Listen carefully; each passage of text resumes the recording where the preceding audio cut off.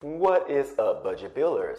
My name is Trill, and today it's official. We will have a fifth stimulus package coming soon, but not too fast, because before we have the fifth stimulus package, we must finish with the fourth stimulus package, which all of you know that the fourth stimulus package is split into two parts: the physical infrastructure, known as the bipartisan bill for $1.2 trillion, and the human infrastructure bill, which is known as the budget reconciliation bill, or the social spending plan, worth $3.5 trillion. Both of these make up the fourth stimulus package. And over the past few months, the Democrats have been trying to develop and pass the fourth stimulus package, which they have already passed the bipartisan bill in the Senate, but they continue to have trouble passing the larger social spending package, in which the main reasons they struggle is because of Senator Joe Manchin and Senator Christine Sinema continue to be in opposition to the price tag of the stimulus bill, which is a $3.5 trillion budget reconciliation bill.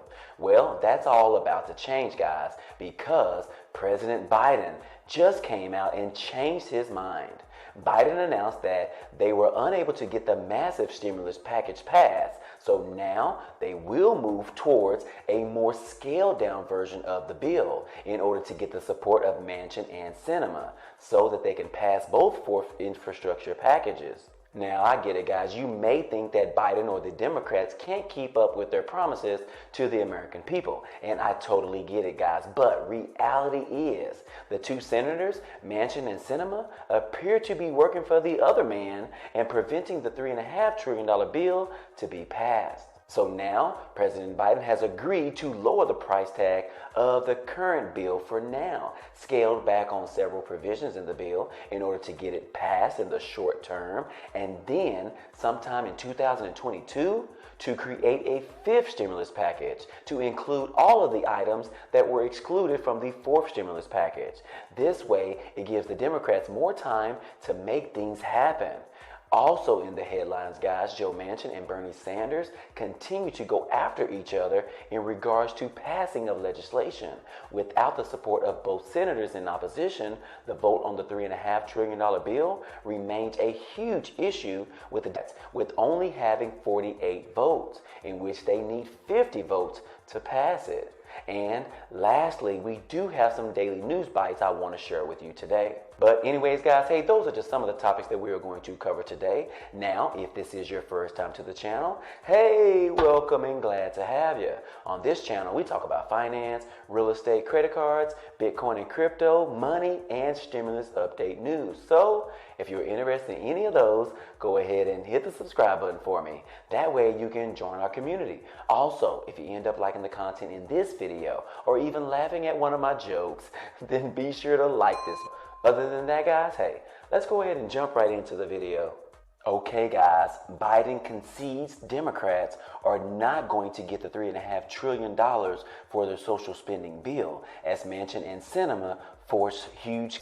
President Joe Biden conceded on Friday that congressional Democrats weren't going to get the full $3.5 trillion social spending bill that was outlined earlier this summer, the first time he's publicly announced that the price tag needed to be cut in order to face of resistance from a small but potent group of centrists in his party, talking about Joe Manchin and Christine Sinema.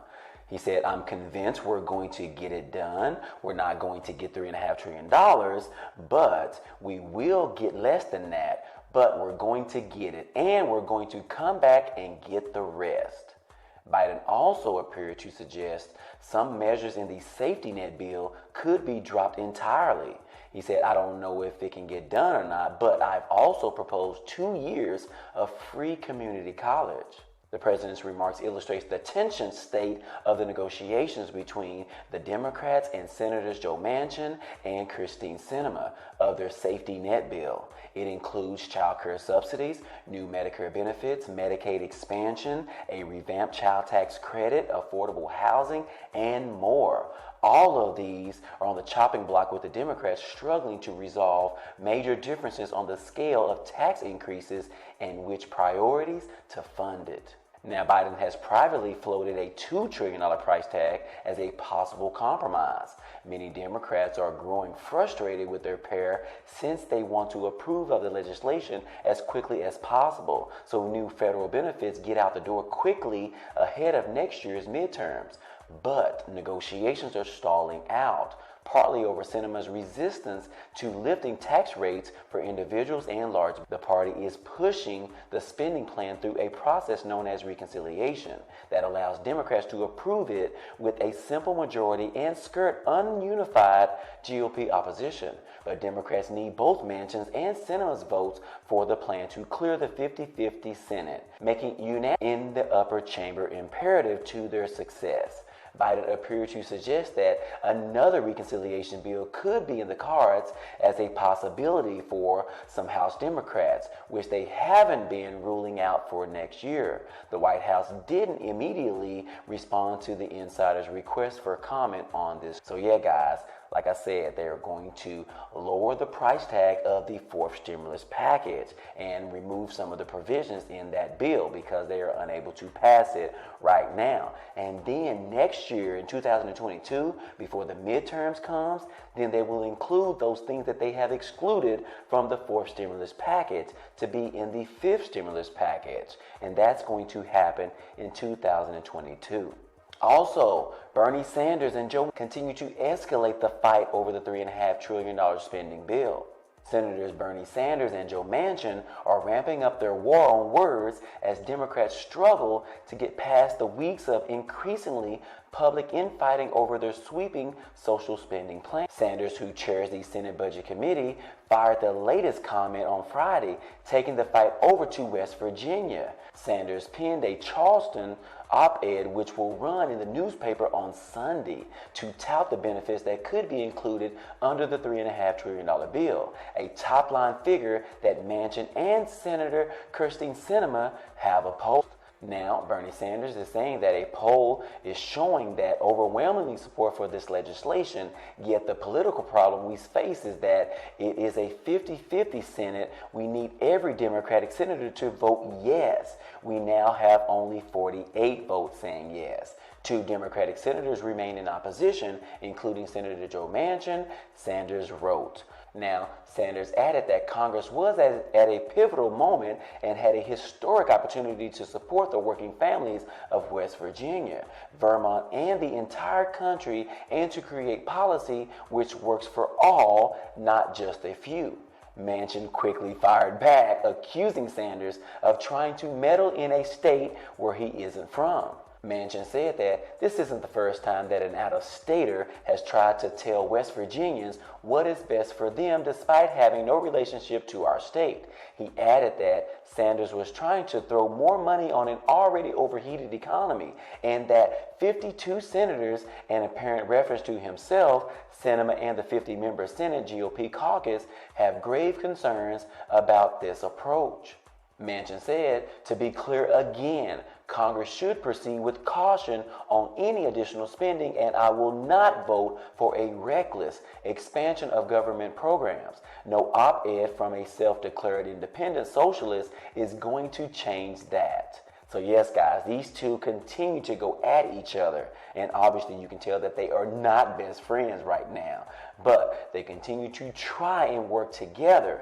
But the problem, this bill is very large. It's massive, guys. $3.5 trillion.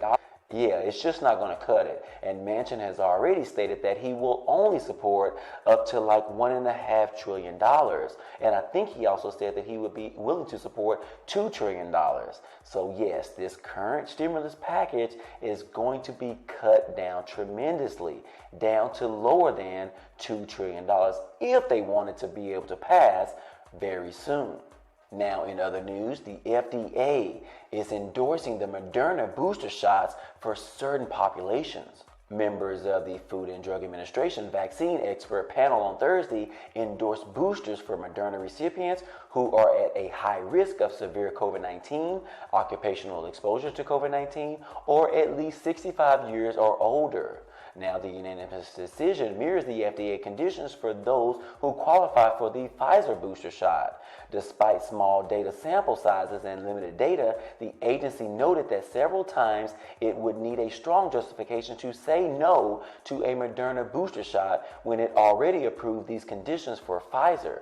Moderna's vaccine remains 93% in preventing virus-related illnesses and 98% protective against severe cases after 2 shots. The head of the company's infectious disease therapeutic area told the FDA on Thursday. Now, the big picture here is that Moderna has been in the hot seat in the past week over its distribution of vaccine doses globally. David Kessner, the Biden administration's chief science officer of the COVID-19 response, demanded the company step up its production for low-income countries. But again, guys, the Moderna booster shot is now getting the support or endorsement from the FDA. But they are not the only ones, guys. The FDA also endorses the Johnson & Johnson booster shot for only adults. Members of the Food and Drug Administration vaccine expert panel on Friday unanimously endorsed a booster shot for adult recipients of the Johnson & Johnson's COVID-19 vaccine at least 2 months after the initial dose. The advisory committee raised concerns of the data to support their decision, but ultimately decided to support an additional shot for those over the age of 18 years. Now, Johnson & Johnson had asked the FDA to approve of its booster shot of its 1-dose COVID-19 vaccine for people 18 years and older. But already the FDA panel on Thursday endorsed boosters for Moderna recipients who are at high risk of severe COVID-19. And then that decision mirrored the FDA conditions for those who qualify for a Pfizer vaccine shot, which was approved last month. Several committee members said on Thursday that the vaccine probably should have been a 2-dose regimen from the start to bring its effectiveness to the level of the primary 2-shot mRNA shot. Now, the J&J data showed that protection provided by one of its shots remained level but was low compared to the other vaccines in protecting against hospitalizations as well as deaths. So yeah, guys, the booster shots for all of the Pfizer, the Moderna, as well as Johnson & Johnson have all received the FDA endorsement as of now. So if you have already been vaccinated and it's been 6 months or more, you can now get the vaccine for Moderna as well as Pfizer. But for the Johnson & Johnson, they are saying that if you have had your dose over 2 months or longer, you can get that booster shot. And then last but not least, guys, hey, the United States is now lifting the restrictions for fully vaccinated international travelers on November the 8th. The White House announced on Friday that its plans to lift the travel restrictions for fully vaccinated international travelers begins on November the 8th. Now, this move will allow vaccinated travelers from most countries to visit the United States for the first time in more than 18 months. Now, this announcement applies to international air travel and travel across the U.S. land borders. Effective on November the 8th, foreign national air travelers must provide proof of being fully vaccinated to eligible to fly to the United States. Fully vaccinated travelers will also be required to present a negative COVID-19 test taken within 3 days of travel prior to boarding, per the official. Foreign nationals traveling to the United States via its land borders for non-essential reasons must be fully vaccinated and able to provide proof of vaccination to border officials upon request. So this is big news, guys, because we are now opening our borders to other people outside of this country to be able to fly here on their own for either leisure or for business purposes, as long as they have been vaccinated. But the problem with this is that some people out there are using fake vaccination cards. How will the government be able to determine whether they are fake or not? I'm not necessarily sure, because if you guys have already had your vaccination shot, you know that it is on a basic white card with some words, written on there. So it's really not any official label or stamp such as our passports have. So it's really hard to tell whether these vaccination cards are either real or whether they are fake or not. But we'll just have to see, guys, and where this leads us to. Hopefully, other people from other countries don't necessarily bring other strains into the United States. But other than that, guys, hey, tell me what you think about this. Do you think that it is time to finally allow international travelers into our country after 18 months have already passed? Let me know your thoughts down below, guys. Anyways, guys, hey, my time is up for today. Now, if you enjoyed this type of content and you want to see more, hey, go ahead and hit the subscribe button for me so you can join this channel. It's totally free, guys. And if you enjoyed this video, go ahead and hit the like button for us. It definitely helps out a lot. It also tells YouTube to share this video with others. Anyways, guys, hey, I appreciate you guys stopping by and watching, and I hope to see you on the next video.